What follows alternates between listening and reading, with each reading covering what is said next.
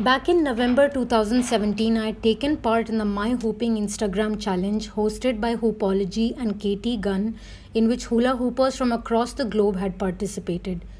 Fellow Indian hooper Ashna Kuti had tagged me in the challenge and I chose to randomly join in. We had to answer questions about our hoop journey, and 15 posts later, to my surprise, I was chosen Hoopology influencer alongside Mel Wheeler from Australia and Tia Unistar Flows from Canada.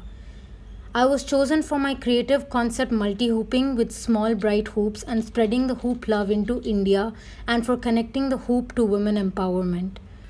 Chosen for having represented Hoopology's core values, live fully, play long, and hoop often, I received segmented UV and reflective hoops all the way from the States as a prize, which back then meant the world to me as a hula hoop artist, as there was nothing like this here in India.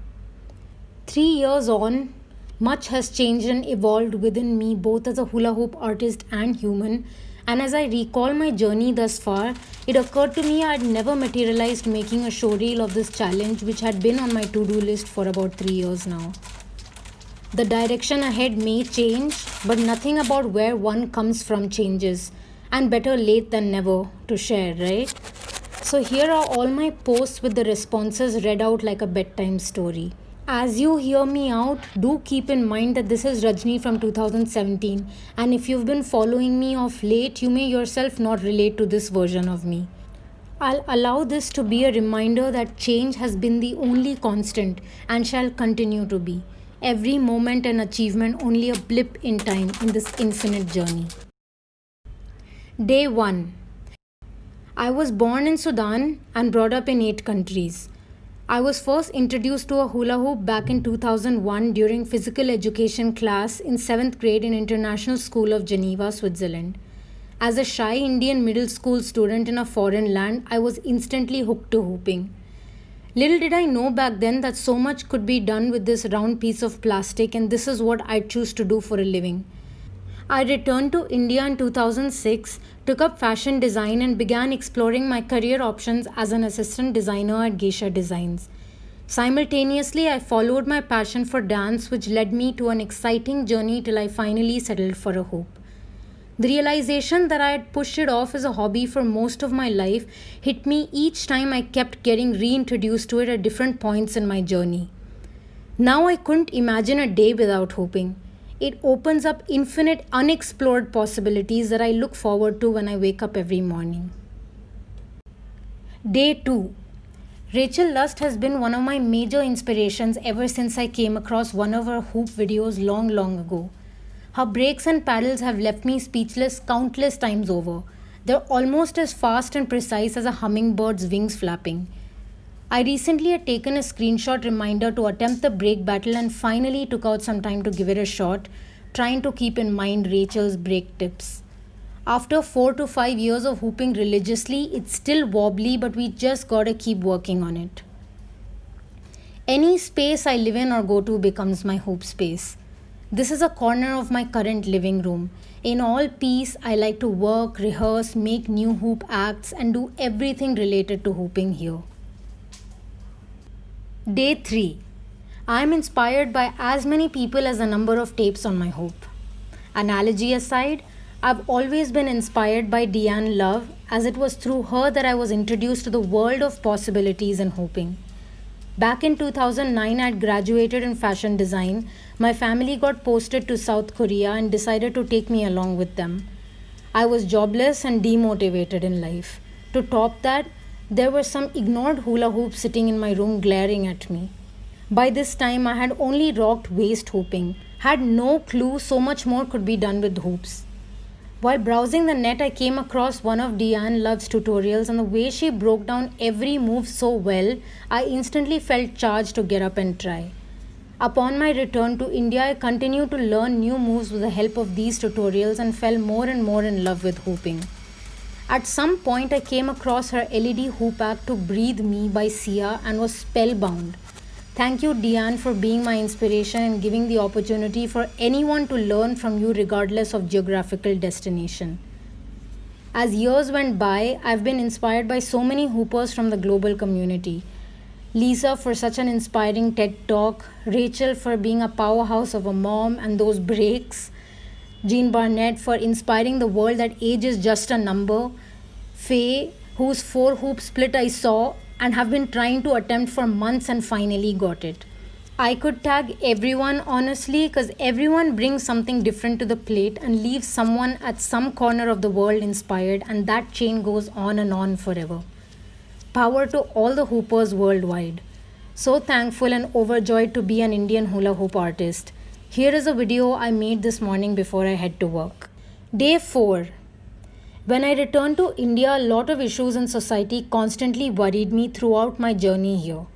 Casual harassment towards women, casual pathological littering habits, and the most recent is a vociferous discussions on whether or not one must rise to a national anthem at movie theatres, amongst a million other issues. Women are still caged by obsolete tradition and judged on the length of their skirt instead of their work. Kids litter from the school bus and adults do the same from their balconies. One isn't considered to be patriotic unless they buy plastic flags on 15th August and 26th Jan, which add to the litter. Maybe textbooks, schools, colleges, and the entire education system has failed to inculcate these important values. We feel like we hardly have the power to change anything about the society we live in and go on about our regular jobs. So did I until I once got the opportunity to create hoop acts in a play Gang of Girls, shining light upon the taboos of menstrual cycles and unfortunate rape incidents in a country that has gazillions of Indian goddesses. From there, I went on to create a short film, Hooping for a Clean India, and performed it as a hoop act at Contemporary Arts Week. I felt so much strength in the ability to express all this with my hoops and wish to explore hooping as a mode of educating values in the upcoming generations. If as an Indian hula hoop artist I can in any way contribute towards some positive change in society, it is this.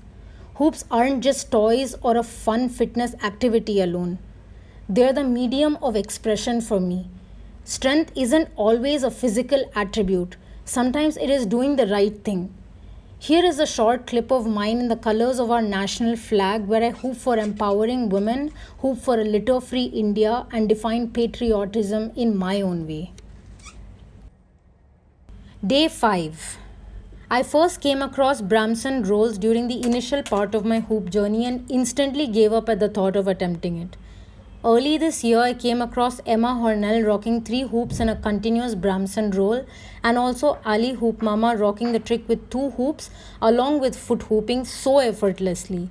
This inspired me to get up and give it a shot. I started with 1 hoop to begin with and graduated to 2 once I got the hang of one. How many times did the hoops roll away?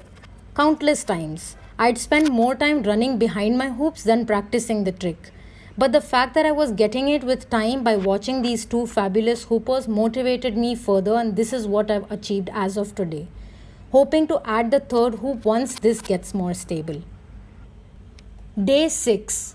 The keyword to my long-term goal in hooping is exploration. All the teeny tiny goals put together paint the bigger picture.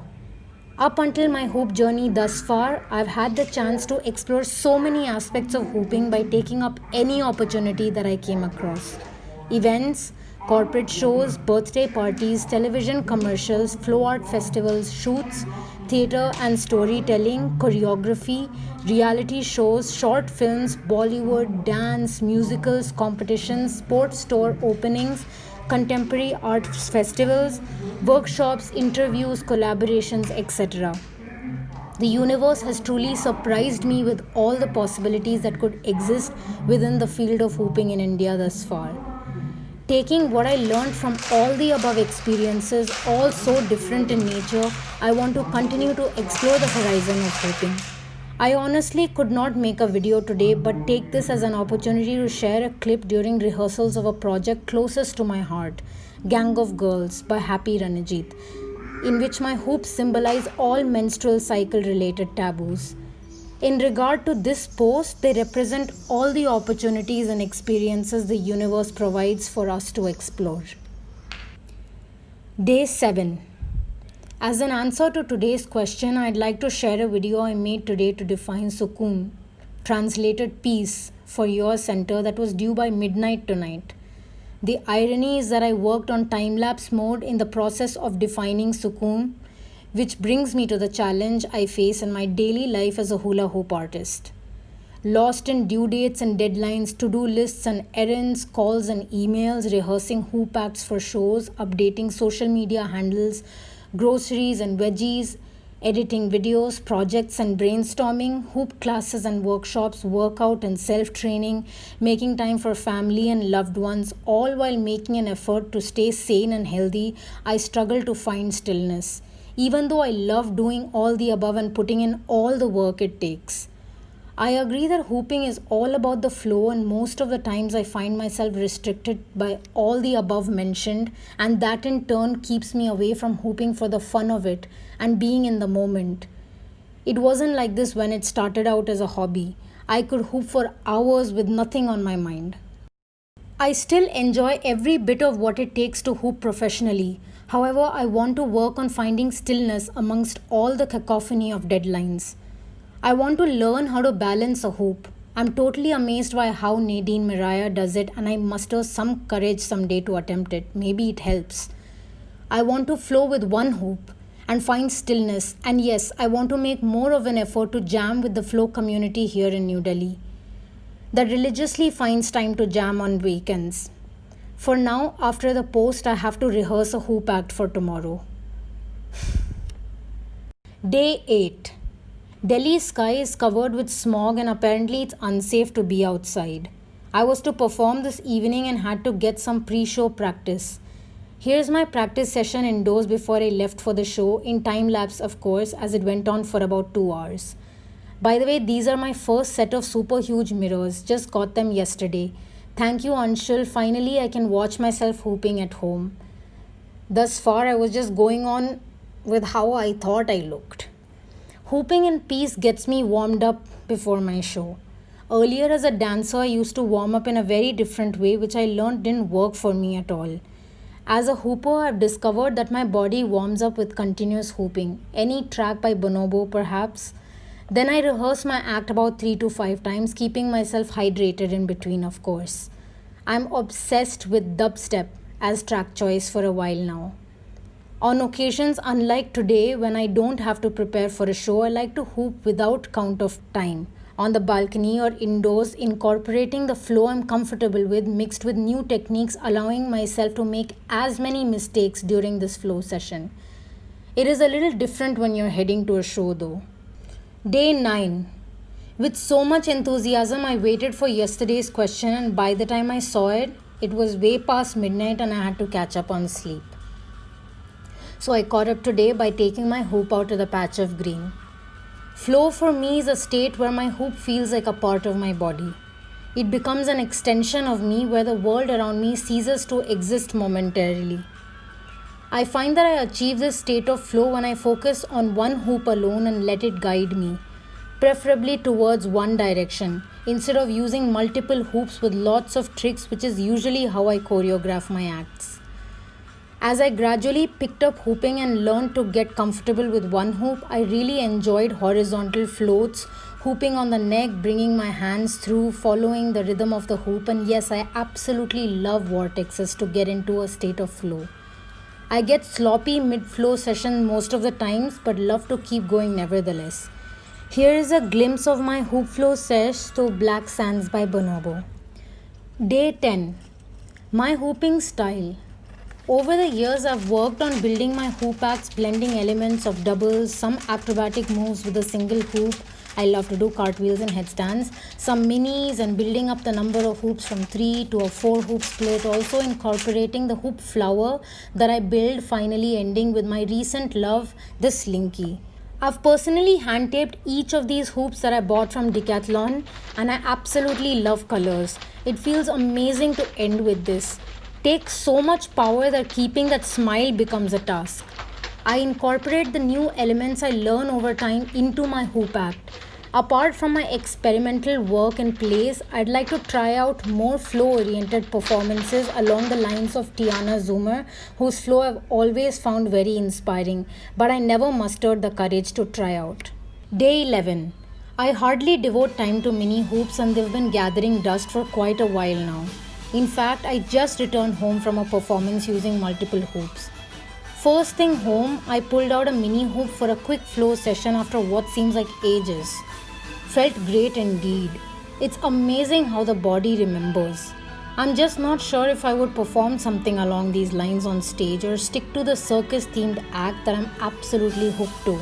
This song is The Arena by Lindsey Sterling.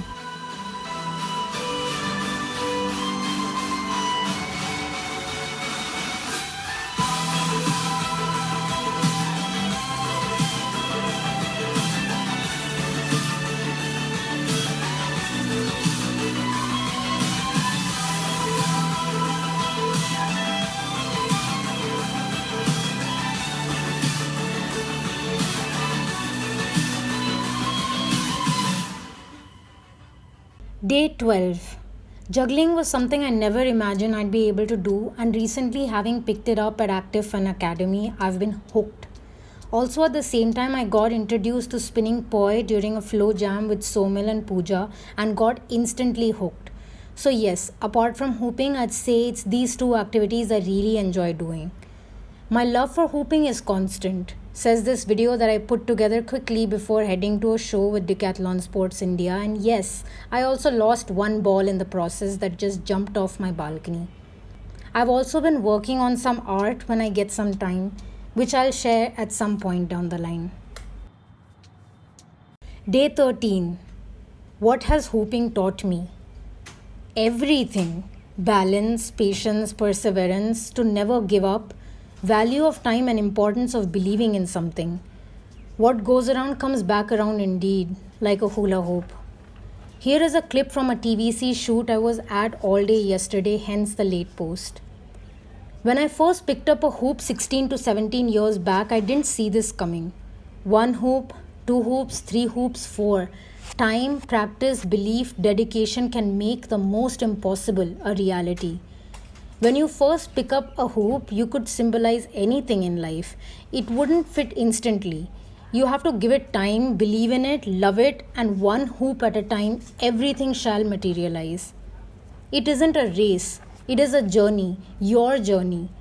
Practicing hooping as a skill taught me not to give up when it doesn't happen in one go. You're going to knock your teeth, get bruised, or feel sore, but you have to rest it out, nourish your body so you can keep going. It is possible. And if you don't give up right away, it damn right shall happen one day. It taught me balance, whether it was using the core of my body I never imagined I had, or balance in lifestyle. Learning a new trick that doesn't happen for years taught me patience, which in turn helped me in dealing with the phase when there was no requirement of hooping in the industry around me here in India. Kids or adults ask me, how long will it take me to hoop? And I respond with, I can't answer that. You will take your own time indeed. It taught me to be positive and to just keep going, come what may. And I couldn't be more thankful for everything that has fallen into place over all these years. You give your hoop positivity and love, and it'll give all that back to you one day, and much more than you ever expected. I thank hoops and hooping for teaching me the most basic lessons of life. Day 14. In response to today's question, social media has been most helpful in making the world more accessible to me irrespective of my geographical location, and also in providing a platform where I can share my voice with the world in return. I owe it to YouTube for making tutorials by so many artists accessible. It made learning from them possible. I owe it to Instagram for being the medium through which I got to be part of this challenge and get connected with the hoop community all over the globe. Most of the work I get now as a hula hoop artist comes from YouTube, Facebook, Instagram, and LinkedIn, all equally helpful platforms. Come to think of it, this post itself wouldn't have been possible if it weren't for this medium, and I would have had to wait till meeting every artist in person, which has its own limitations. At times, I do find it to be a hindrance from actual work. This constant need to film and put it out there comes in the way of actually just being in the moment and hooping for yourself without the compulsive need to share on social media. I believe there needs to be a fine balance and we all figure out our own pattern with time. And while we are at it, hope we all celebrate the child within on every day of our lives. Happy Children's Day. Life, rather. Day 15. Time flies when you're hooping indeed. Can't believe 2 weeks of my hooping challenge has come to an end. These clips are from my flow sesh yesterday out on the balcony after Bharat and I shifted the mirror and rearranged the plants. We moved in exactly a year ago and I love this space now. I'm a day late with this post because I got carried away browsing through the journeys of so many hoopers across the globe all day today. Came across Marcella through this challenge and absolutely loved her journey among so many other hoopers. It is overwhelming indeed to witness so many perspectives of hooping. Yet again, I come to the realization of how each one of us is consumed by this plastic circle. We got into it for different reasons. We're motivated and inspired by so many different people and situations, have different strengths and weaknesses, different places we love to hoop at, personal achievements, shortcomings, and continue to flow for different reasons. Taking out time every day these past 2 weeks to introspect, hoop, document our journey and share it with everyone has been a really fulfilling experience. I'd like to thank Hoopology and Trixie Turvey for this thoughtful challenge and my breathtaking fellow Indian hooper Eshna Kutty for having brought this to my notice. Very hopeful of an India that would create hoopers with their own personal journeys and add to the global scenario of hoop flow. It is challenges like these that bring an entire community so much closer despite the borders and oceans that separate us. Live fully, play long, and hoop often is what I'd like to go by for the years that follow. All my hoops are from Decathlon India and 2 LED hoops from Mood Hoops. I've been saving up for more LED hoops all year, and Hoopology hoops would be cherry on top to my journey ahead. Well, that was my entire 2 weeks of Hoopology Influencer Challenge from 2017 documented for you to listen to at any point in time, if the earth and humanity survives in one piece, that is. Who knew I'd voice my written posts from 3 years ago right amidst a global pandemic? When the Hoopology Influencer Challenge happened, I didn't know this was going to be happening in 2020. I sincerely hope you haven't fallen asleep by now.